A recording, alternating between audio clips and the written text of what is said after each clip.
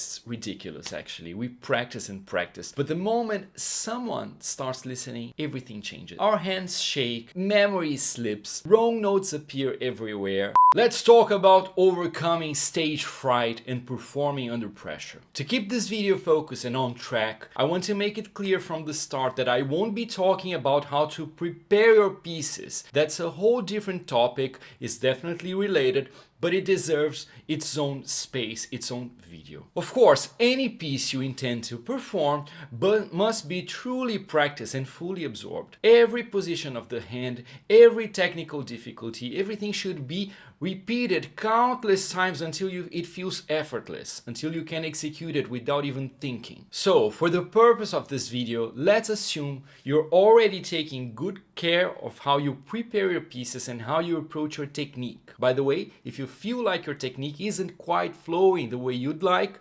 I've created a resource that I think you'll love. It's called the Step-by-Step Guide to Technical Control at the Piano. You can click here on the screen to check it out. It will definitely be a great help on your journey. Now, back to stage fright. The first point we need to address is memory. Even if you're performing with the score, which can be very reassuring for many, the truth is to really know a piece, it needs to be in great part memorized. The less internalized the music is, the more insecure we feel and the greater our stage anxiety becomes. In piano, since there's a standing tradition of over a century of playing solo works from memory, most students who often lack proper guidance on how to memorize effectively end up walking on stage gripped by fear, haunted by a terrible question: do I actually know this piece? And worse, am I about to find out in front of all these people? That's a real nightmare. So the solution is this.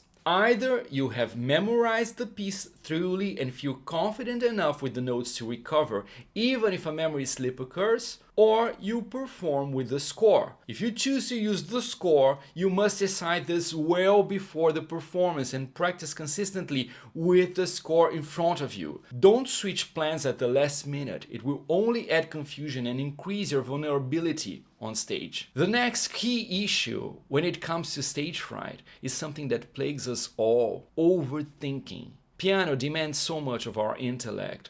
We have to coordinate two hands doing different things, control multiple dynamic levels simultaneously, highlight specific notes within a dense texture, think about rhythm, melody, harmony, form. It's exhausting just to think about everything we're trying to manage. And here's the problem. If we try to consciously control everything while performing, we're bound to freeze. Our capacity to play collapses and nothing comes out of our fingers. We have to learn to think less and play in a more intuitive, subconscious way. That's why it's so important to develop practices that help calm and focus the mind before stepping on stage or before going to play to somebody. One powerful tool is just prayer, or also meditation. These practices elevate your state of awareness, pulling you away from the overload, practical, analytical thoughts of everyday life and help slow down the mental chatter.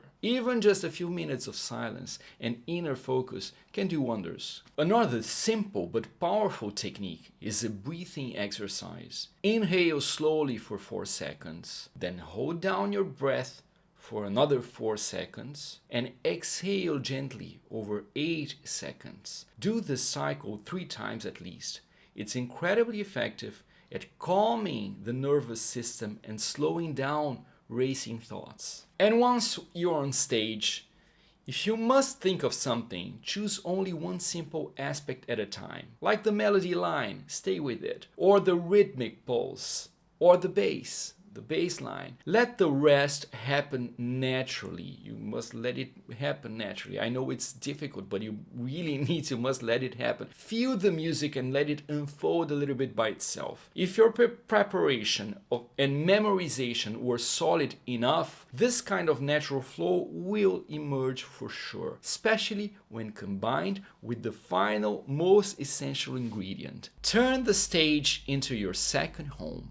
Yes, it's the most obvious advice, but also the most important. It's the foundation of training in every major conservatory around the world. Students perform frequently. If you don't have access to an auditorium or formal venue, that's not a problem at all. Host informal gatherings at home, invite friends, family, fellow musicians if you have them. Try to create a musical atmosphere and get used to performing in front of others. But don't treat it too casually. Don't just play a little something without preparing. Build a short program and take it seriously. Cultivating the habit of playing for others is the only solid, long-term solution to stage fright. Everything else, mental strategies, breathing, focus, it's incredibly helpful, but real confidence comes from experience. It's almost magical. It's ridiculous, actually. We practice and practice, but the moment someone starts listening, everything changes. Our hands shake,